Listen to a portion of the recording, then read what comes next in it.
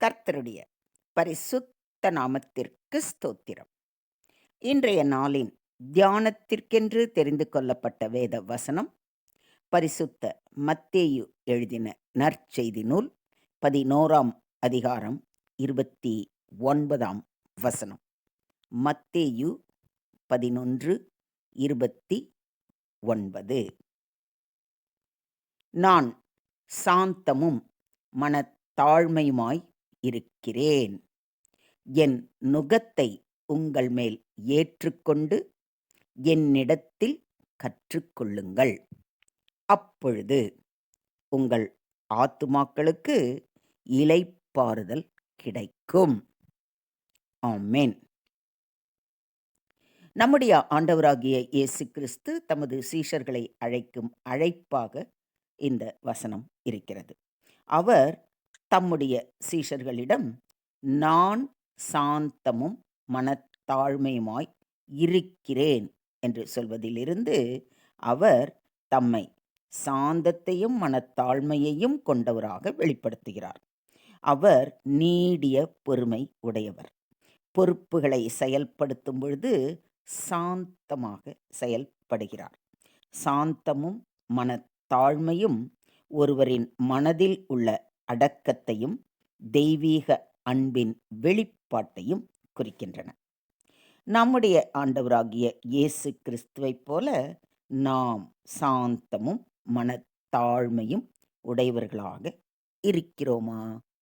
சிந்தியுங்கள். அடுத்ததாக அவர் கூறுவது, என் நுகத்தை உங்கள் மேல் ஏற்றுக்கொண்டு. இது விவசாயிகள் தங்கள் மாடுகளின் மேல் நுகத்தை வைத்து செலுத்தும் முறையை நமக்கு ஞாபகப்படுத்துகிறது. நுகம் என்பது வழி நடத்தும் உபகரணம். இயேசுவின் நுகத்தை ஏற்றுக்கொள்வது என்பது அவருடைய வழிகாட்டுதலையும் கட்டுப்பாட்டையும் ஏற்றுக்கொள்வதை குறிக்கிறது. இது மனிதனுக்கு துயரமாய் இருப்பதில்லை என்று இயேசு உறுதியளிக்கிறார். ஏனெனில் அவருடைய நுகம் சுமக்க எளிமையானது.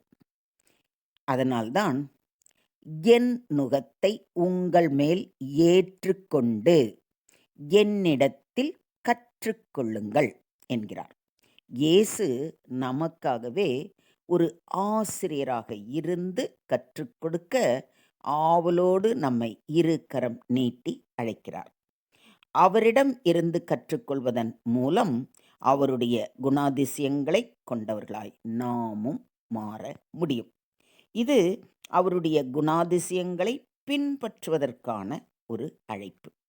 அவர் அழைப்பை ஏற்று அதன்படி நடக்கும்போது அப்பொழுது என்னாகுமா? உங்கள் ஆத்துமாக்களுக்கு இளைப்பாறுதல் கிடைக்கும் என்று வாக்களிக்கிறார்.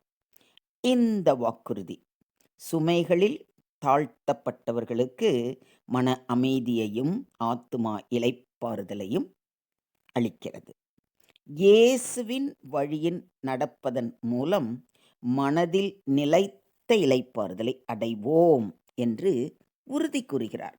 அதனால்தான் வருத்தப்பட்டு பாரம் சுமக்கிறவர்களே, நீங்கள் எல்லாரும் என்னிடத்தில் வாருங்கள், நான் உங்களுக்கு இளைப்பாறுதல் தருவேன் என்று இரு கரம் நீட்டி நம்மை அழைக்கிறார்.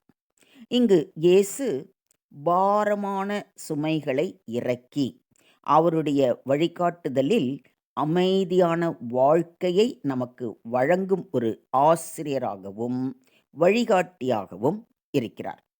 நமது சுமைகளை அவரிடத்தில் இறக்கி வைத்துவிட்டால் அவர் எளிய ஆனாலும் ஆழ்ந்த சாந்தத்தையும் மனத்தாழ்மையையும் நமக்கு அளிப்பார். இதை விசுவாசிக்கிறீங்களா? என் நுகம் மெதுவாயும் என் சுமை லகுவாயும் இருக்கிறது என்று நம்மை தைரியப்படுத்துகிறார். நம்முடைய ஆண்டவராகிய இயேசு துன்பம் மற்றும் சுமைகளை சுமக்கும் மனிதர்களுக்கு ஒரு அழைப்பு விடுத்து அவரிடம் சுமைகளை, அதாவது பாரமான தாங்க முடியாத சுமைகளை இறக்கி வைத்துவிட்டு மெதுவாகவும் சுமை லகுவாயும் இருக்கும் அவருடைய நுகத்தை ஏற்றுக்கொண்டு இளைப்பாறுதலை அடையுங்கள் என்று ஆசி வழங்குகிறார். இளைப்பாறுதல் என்பது மிகுந்த சமாதானத்தை குறிக்கிறது. அதனால்தான் சமாதானத்தை உங்களுக்கு வைத்து போகிறேன், என்னுடைய சமாதானத்தையே உங்களுக்கு கொடுக்கிறேன், உலகம் கொடுக்கிற பிரகாரம் நான் உங்களுக்கு கொடுக்கிறது இல்லை, உங்கள் இருதயம் கலங்காமலும் பயப்படாமலும் இருப்பதாக என்று ஆறுதல் படுத்துகிறார்.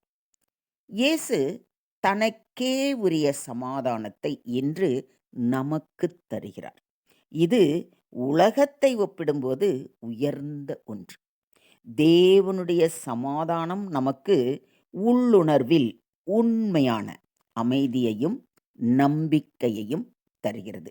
இது இளைப்பாறுதலின் மற்றொரு அடையாளம் ஆகும்.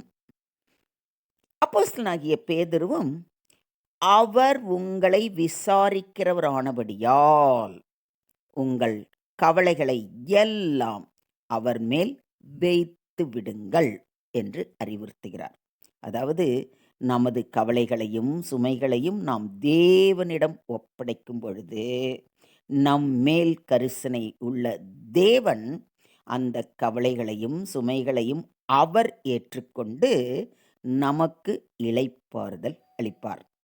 நம் சுமைகளை அவர் ஏற்றுக்கொள்ளும் பொழுதே சுமைகள் நீங்கி பாரம் நீங்கி நாம் லேசாகி விடுகிறோம். அந்த லேசான மனதுடன் அவர் பாதம் பணியும் பொழுது அவருடைய வழிகாட்டுதலும் போதனைகளும் நம் மனதில் ஆழமாக பதிந்து அந்த நுகத்தை ஏற்றுக்கொண்டவர்களாய் அவர் பாதையில் வெற்றி நடை போட கிருபை செய்கிறது. இதை விசுவாசிக்கிறீங்களா?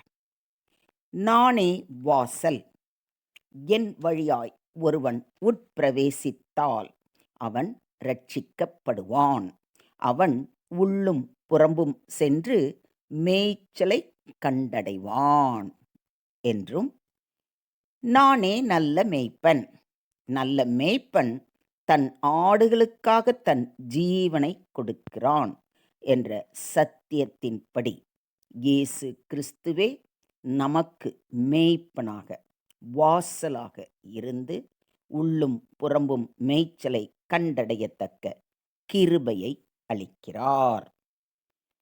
கர்த்தர் என் மேய்ப்பராய் இருக்கிறார், நான் தாழ்ச்சி அடையேன் என்று சங்கீதக்காரன் சொன்னது போல நாமும் நல் மேய்ப்பனான நம்முடைய தேவாதி தேவனிடத்தில் நம்முடைய பாரங்களை சுமைகளை எல்லாம் இறக்கி வைத்துவிட்டு அவர் நமக்காக வைத்திருக்கும் லகுவான நுகத்தை நம்மேல் ஏற்றுக்கொண்டு சாந்தமும் மனத்தாழ்மையும் உடையவர்களாய் அவர் பாதம் பணிவோம்.